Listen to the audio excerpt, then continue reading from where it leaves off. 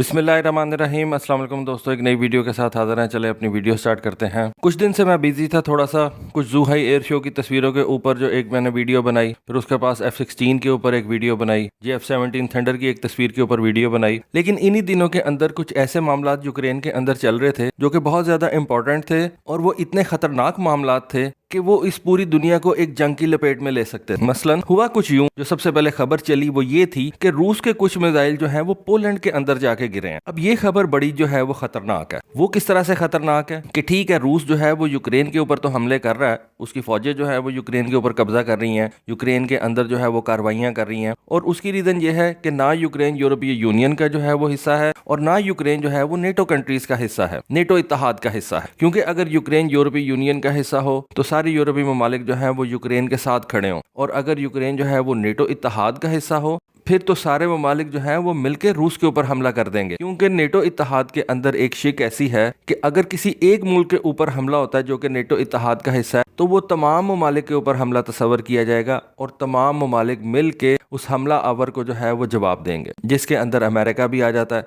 England भी आ जाता है, फ्रांस, जर्मनी, ये सारे ममालिक आ जाते हैं। अब ये खबर आ गई कि जी पोलैंड के ऊपर 2 रशियन मिसाइल्स गिर गए हैं। अब ये एक ऐसी खबर है जो कि बहुत खतरनाक है। नेटो इत्तेहाद जो है वो इसको एक्ट ऑफ एग्रेशन भी ले सकता है और वो ये भी डिसाइड कर सकता था कि हमने अब रूस को इसका जवाब देना है, क्योंकि रूस के 2 मिसाइल जो हैं वो नेटो कंट्रीज के अंदर आके गिरे हैं और हमें इसका जवाब देना पड़ेगा। पोलैंड इसकी डिमांड भी कर सकता था कि जी देखें, रूस ने हम पे हमला कर दिया है, 2 मिसाइल मार दिए हैं, अब नेटो इत्तेहाद के मुआहदे के तहत पूरे नेटो को इसका जवाब देना चाहिए और इससे मामला जो है वो इंतहाई बिगड़ भी सकते थे। अगर नेटो इत्तेहाद जो है वो रूस पे हमला कर देता तो पूरे यूरोप के अंदर जंग लग जाती। और जैसा कि मैं आपको पहले बता चुका हूँ कि रूस मिलिटरीली इतना ज्यादा स्ट्रांग नहीं है कि वो पूरे नेटो का मुकाबला कर सके। ठीक है, रूस के पास 5000 से ज्यादा इस वक्त न्यूक्लियर वेपन्स मौजूद हैं, लेकिन कन्वेंशनल वेपन्स के अंदर रूस जो है वो पूरे नेटो इत्तेहाद का मुकाबला नहीं कर सकता। नेटो के अंदर बहुत सी कंट्रीज हैं, उनके पास बड़े ज्यादा जबरदस्त और जदीद असला है। एक अकेला मुल्क जो है वो पूरे नेटो इत्तेहाद का मुकाबला नहीं कर सकता। एनीवे, ये बात हो गई। देखिए, मैंने आपको एक पिछले दिनों वीडियो करके दी थी जिसमें मैंने आपको बताया था कि एक MiG-31 जिसके ऊपर किंजाल मिसाइल्स लगे हुए हैं, एक ही किंजाल मिसाइल लग सकता है, उसको बेलारूस के ऊपर देखा गया। और उस वीडियो के अंदर मेरा फोकस ये था कि ये जो जंगें होती है ना, ये इत्तेहाद बना के लड़ी जाती हैं, ये नहीं कि आप अपने एलाइज इकट्ठे करते हैं। जैसा कि अमेरिका जो है उसने रूस के खिलाफ ये नेटो इत्तेहाद खड़ा किया हुआ है, चाइना के खिलाफ उसने क्वाड इत्तेहाद जो है वो खड़ा किया हुआ है, चाइना के खिलाफ ही उसने एक ऑकस इत्तेहाद जो है वो भी खड़ा किया हुआ है। तो अगर आपने किसी भी जगह पे आपको शक है कि आपको लड़ना पड़ जाएगा तो आप अकेले नहीं लड़ सकते, आप अकेले किसी भी मुल्क का इतना ज्यादा नुकसान नहीं कर सकते। ये बस कहने की बातें होती हैं कि हम ये कर देंगे, हम वो कर देंगे, ये बस कहने की बातें होती हैं। अगर आपने किसी मुल्क के ऊपर डिसाइसिव फतह हासिल करनी है तो आपको इत्तेहादी चाहिए होंगे, आपको एलाइज चाहिए होते हैं। इसी वजह से रूस के पास जो है वो इतने ज्यादा इत्तेहादी नहीं है। सिर्फ बेलारूस उस एरिया के अंदर जो है वो उसकी मदद कर रहा है, और भी रूस के इत्तेहादी हैं लेकिन वो मिलिटरीली जो है वो इतने ज्यादा स्ट्रांग नहीं है। बेलारूस भी को मिलिटरीली बहुत ज्यादा स्ट्रांग कंट्री नहीं है, लेकिन यूक्रेन के खिलाफ जो है वो बेलारूस रूस की मदद जरूर कर रहा है। लेकिन अगर आप नेटो कंट्रीज को देखें तो ये एक बहुत बड़ा मिलिट्री इत्तेहाद है, दुनिया का सबसे स्ट्रांग मिलिट्री इत्तेहाद है, जिसके अंदर जो कंट्रीज हैं वो दुनिया की बड़ी बड़ी मिलिट्रीज जो है वो रखती हैं। फ्रांस हो गया, इंग्लैंड हो गया, अमेरिका हो गया, इटली हो गया। तो ये बड़ी बड़ी ममालिक हैं जिनके GDP बहुत ज्यादा बड़े हैं, जिनकी जो मिलिट्रीज हैं वो बड़ी ज्यादा स्ट्रांग हैं। तो इनके लिए तो कोई मसला नहीं था कि ये पोलैंड के ऊपर 2 गिरे हुए मिसाइलों का जवाब दे सकते हैं। लेकिन यहाँ पे ये मानना पड़ेगा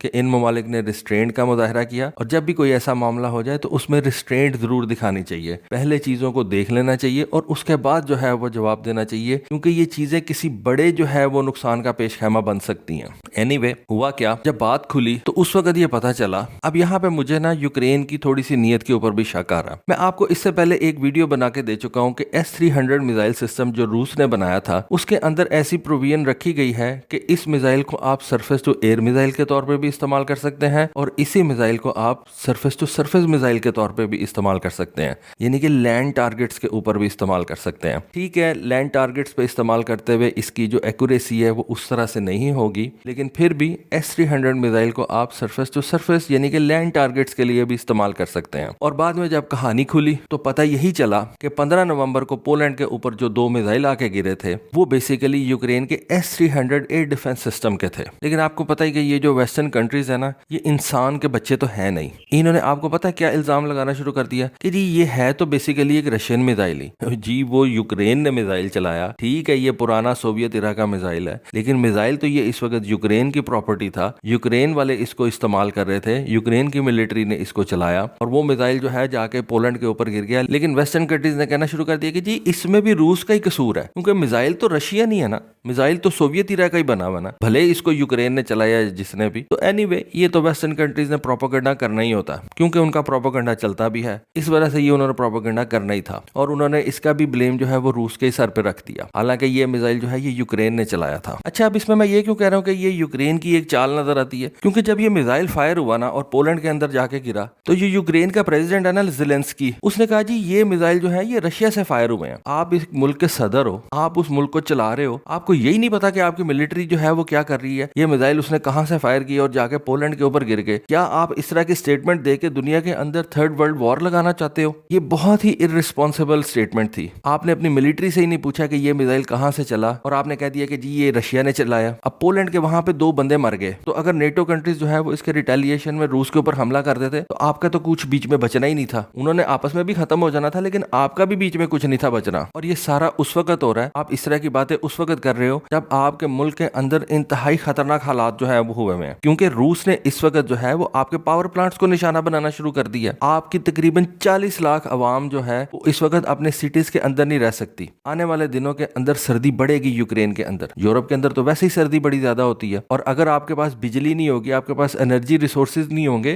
तो आपके लोग तो बगैर बिजली के रह ही नहीं सकते। गर्मियों में नहीं रह सकते तो इतनी ठंड के अंदर तो वो बिल्कुल ही नहीं रह सकते। ये सारे के सारे जो यूक्रेन के लोग हैं ये माइग्रेट कर जाएंगे यूरोप के अंदर, ये तुर्की के अंदर जाना शुरू हो जाएंगे, ये यूरोप पोलैंड के अंदर जो है वो जाना शुरू हो जाएंगे। तो वो कंट्रीज इनको क्या ले लेंगी? वो कभी भी नहीं लेंगी, वो इनको वापस धकेलेंगे कि जाओ अपने यूक्रेन के अंदर ही जाओ। ये बस करने की बातें ही होती हैं। अमेरिका और यूरोप जो है ये असला जरूर देंगे यूक्रेन को, कि ताकि यूक्रेन जो है वो ये असला रूस के ऊपर इस्तेमाल करे। लेकिन कल को जब ये लोग यूक्रेन को छोड़ के यूरोप के अंदर जाना चाहेंगे तो ये यूरोपियन कंट्रीज उनको एक्सेप्ट नहीं करेंगी और उनको कहेंगी जाओ अपने वापस मुल्क में चले जाओ, यूक्रेन चले जाओ, यहाँ नहीं आपके लिए कोई भी जगह। ये यूक्रेनियंस की जो है वो खाम ख्याली है। यूक्रेन के प्रेसिडेंट ने ये जो स्टेप उठाया है ये उसने बगैर सोचे समझे उठा दिया है। ये जो यूरोपीय कंट्रीज हैं ये बहुत ज्यादा खुदगर्ज लोग हैं, ये असला जरूर देंगे यूक्रेन को, लेकिन अगर यूक्रेन के लोगों ने यूरोप के अंदर माइग्रेट करना शुरू कर दिया तो ये उनको नहीं एक्सेप्ट करेंगे। अच्छा, अब ये जो यूक्रेन की मिलिट्री है ना, इसके भी कोई हाल बहुत अच्छा नहीं है। इसी साल 3 मार्च को यूक्रेन की ये जो S-300 मिसाइल सिस्टम्स है ना, ये इन्होंने फायर किए और रोमेनिया के अंदर इन्होंने एक MiG-21 गिरा दिया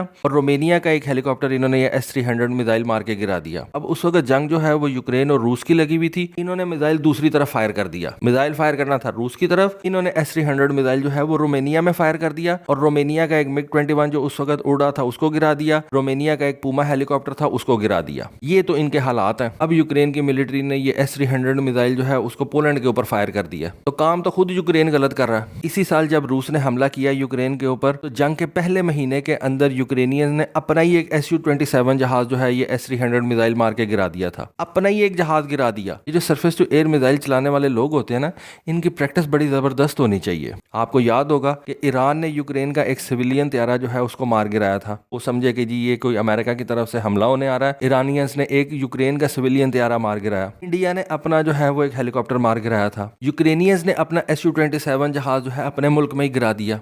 यूक्रेन के S-300 मिसाइल सिस्टम ने ये MiG-21 जहाज जो है वो रोमेनिया के अंदर गिरा दिया, एक हेलीकॉप्टर जो है वो रोमेनिया के अंदर गिरा दिया। अब उन्होंने ये S-300 मिसाइल जो है वो पोलैंड के ऊपर मार दिया। तो ये जो सरफेस टू एयर मिसाइल चलाने वाले लोग होते हैं ना, एयरफोर्स वाले चलाएं या आर्मी वाले चलाएं, इनकी प्रैक्टिस और इनकी ट्रेनिंग बड़ी जबरदस्त होनी चाहिए, वरना ये अपना ही नुकसान कर देते हैं। और इस तरह के बहुत से वाकयात जो है वो हमें नजर आते हैं। मुख्तलिफ कंट्रीज ने फ्रेंडली फायर के अंदर अपना नुकसान कर दिया। शायद आपको नहीं याद, लेकिन यूक्रेन के सरफेस टू एयर मिसाइल ने मलेशिया का एक एयरलाइनर जो है उसको तबाह कर दिया था। ये 2014 की बात है। उससे पहले 2001 के अंदर सर्बिया की एयरलाइन का एक त्यारा जो था वो इजराइल से उड़ के तो सर्बिया जा रहा था। यूक्रेन के S-200 मिसाइल सिस्टम ने इस Tu-154 पैसेंजर जेट को मार गिराया। तो यूक्रेन के लिए ये कोई नया काम नहीं है अपने फ्रेंडली फायर कर देना, और इस तरह के वाकयात जो है वो बड़ी बड़ी जंगें लगवा सकते हैं। तो दोस्तों ये थी आज की वीडियो, ये थी आज की इन्फॉर्मेशन। होपफुली आपको आज की वीडियो, आज की इन्फॉर्मेशन पसंद आई होगी। कमेंट सेक्शन में अपनी राय से जरूर आगाह कीजिएगा। आज के लिए बस इतना ही। Thank you. Allah Hafiz.